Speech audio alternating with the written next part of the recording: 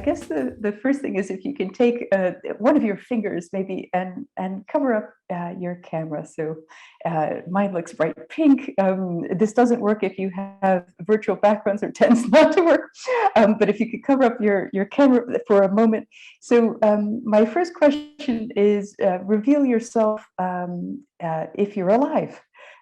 So we have several alive. Some people were wondering about, because we don't see your camera, but several alive. Fantastic. Second question, so please cover up your thing.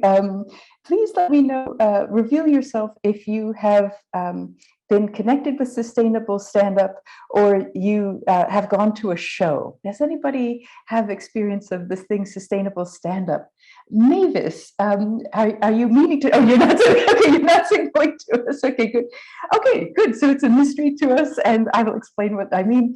And the last one is, please cover up. The last one is, if you felt some stress in the last 2 years, please reveal yourself.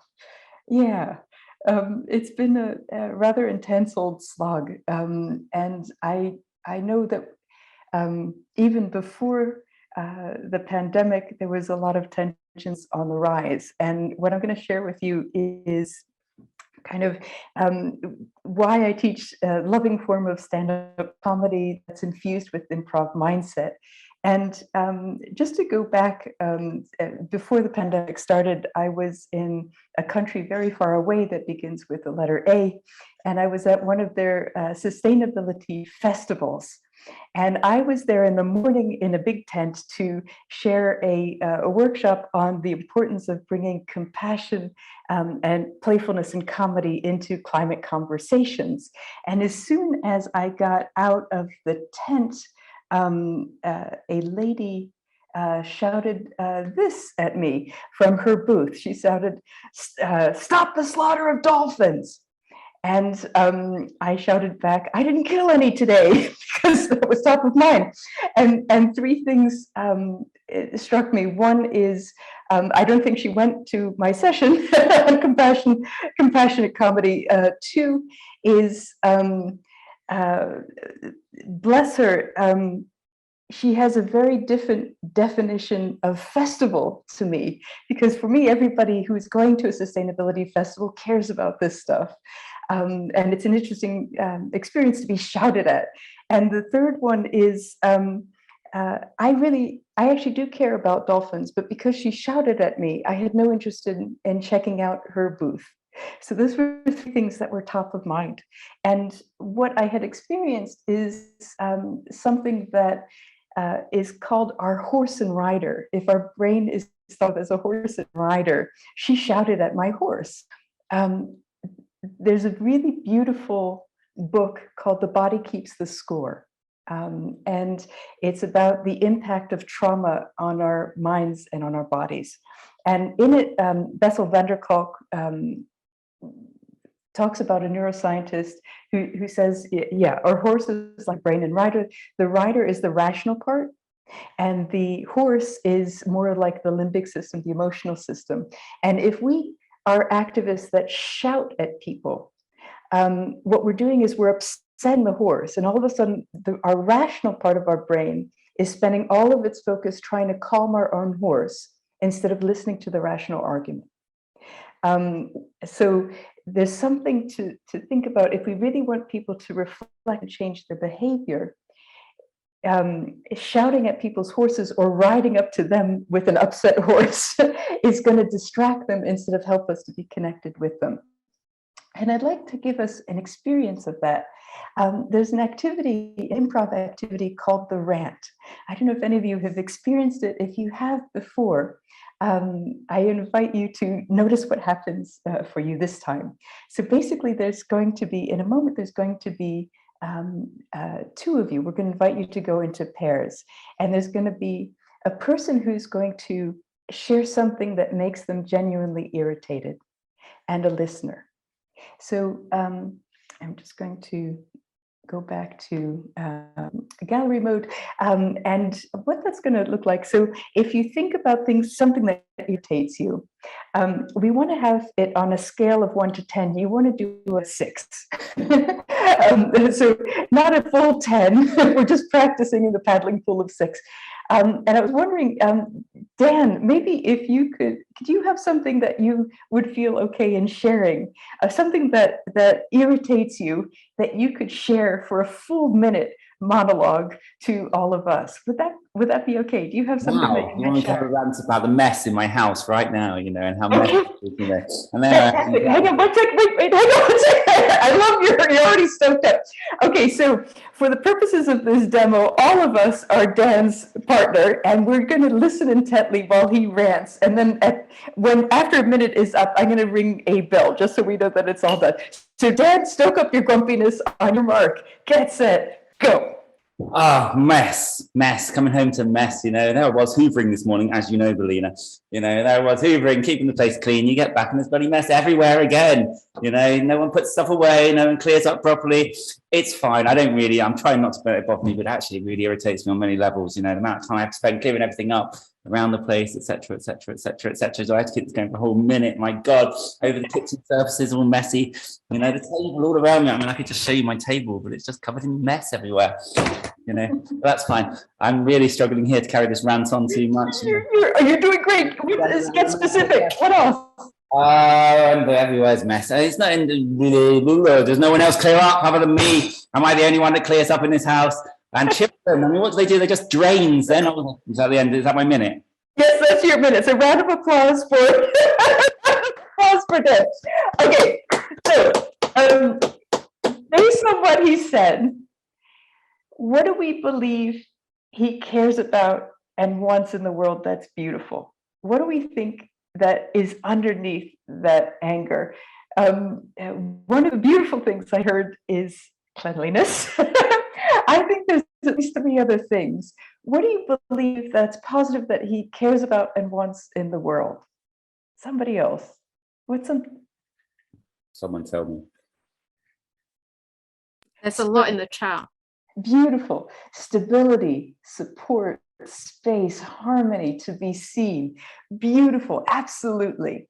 So that's what how does that feel to be showered with lovely guesses of what we suspect you want in the world? Yeah, and it's not far from the truth. In fact, they're all true. Yeah. That's absolutely true. Fantastic. So here's what we're going to do. In a moment, we're going to invite you to go into breakout rooms in pairs. And I'm going to say the person with the longest hair starts with their rant, and the other person is the mirror. Now, I've shown you the demo, I've shown you how it goes, so please don't alter your grumpiness. Don't help the person who's listening. Just be grumpy for an entire minute, and then pause. So what's going to happen is we're going to give you a full minute to go into breakout rooms and go into a room with one other person. We're going to give a full minute for that to kind of even out. And then you're going to see in a broadcast message that says, start the rant. At that point, the person with the longer hair is going to complain with energy for an entire minute. After a minute, you're going to see, stop the rant, share the beauty. At that point, the person with the shorter hair is going to say, based on what you said, here's the beautiful thing I suspect you care about in the world. You're going to have about a minute, and then we're going to bring you back.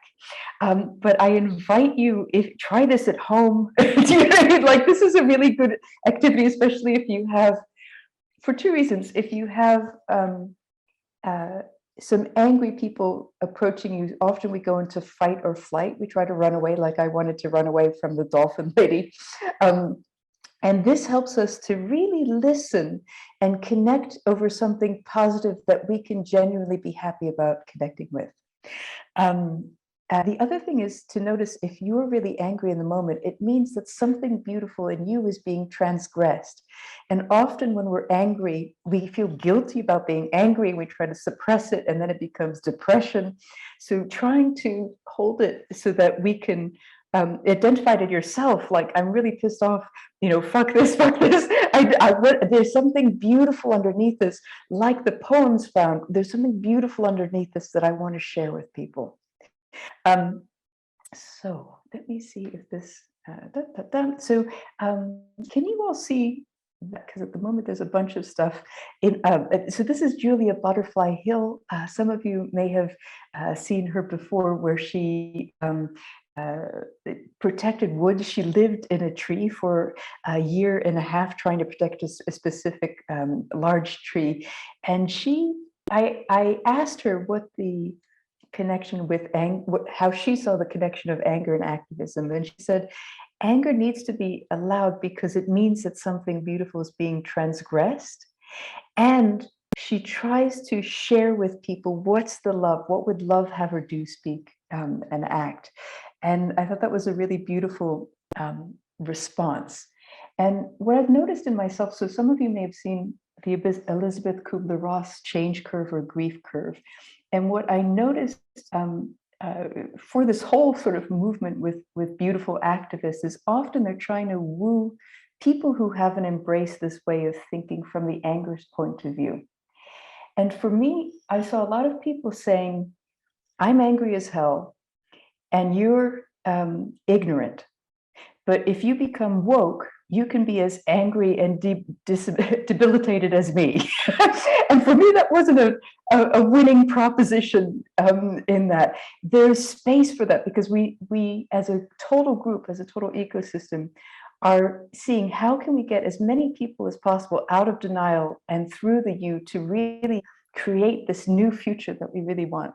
My space has been in, let's message from the space of experimentation instead of anger, just because I want to show people it's possible to process, transmute that on fire anger and that fear and that sadness and end up living in the place that you want to be and experimenting in the place that we want to be. Nobody knows what the right answer is in experimentation, but there are better answers and ones that leave us more energized, more joyful, more connected.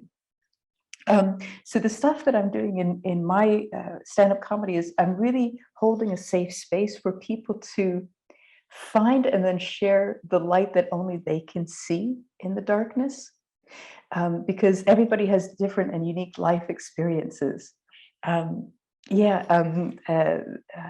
I have been in all these different countries trying to sow these seeds of love and compassion, and also to help people communicate in a better way. I took this picture in Montreal, and it's a little blurry because I was laughing when I took the picture because I thought there's going to be two very different types of groups coming to this meeting: climate change, economic collapse. Be a contributor, not a victim. And I'm like, contributing to what? So you're going to have oil companies and hardcore activists like in the same room. So there's something about how can we communicate more clearly so that the assumptions we're making are explicit. Do you know what I mean? So that people can follow our route. And there was this fantastic, one of the courses I did in Bristol, and it was the last show before a lockdown, and it was one of the most beautiful shows. Becca is from a different sustainable festival than the one I spoke about in the beginning. And she had this beautiful thing. She said, I often tell people that I've stopped eating beef because it's bad for the environment, because of the impact of water, because the cruelty to animals. Really, the reason that she stopped eating beef is because she read on Twitter that cows have best friends. Now, I love that. That's such a sweet reason to stop eating beef. And what jokes do is that if you say two true things and an exaggeration, a loving, playful exaggeration, what happens is you allow the two true things to stay. Like, people can reflect on them because you've released the tension right at the right moment. And earlier on, we were hearing that emotions help us to anchor stuff. And I think because the pandemic has been so incredibly stressful, we need positive emotion to even start to consider some of the heavy things. So what I, Belina, yes. can I just give you a very love-filled 1-minute warning, please? Absolutely. Got it. I got it. I have my, yes. My invitation is I'm trying to help people stay safe and to get to a space where it's, I love myself, I love the audience, the system is silly. That's what I'm trying to help people do. What I've noticed is that positive humor really helps people to remember things that normally they would bounce up because they just can't process it. They're too stressed with everything else going on. And if you do something like brave storytelling or stand-up comedy lovingly, it's actually a beautiful metaphor, because if you're a normal person, you're afraid to present, to share your truth, to share that authenticity. If you share it lovingly, that is a fantastic metaphor for doing anything else really scary in a loving way. All right, that's me. Beautiful to play with you guys. Thank you so much.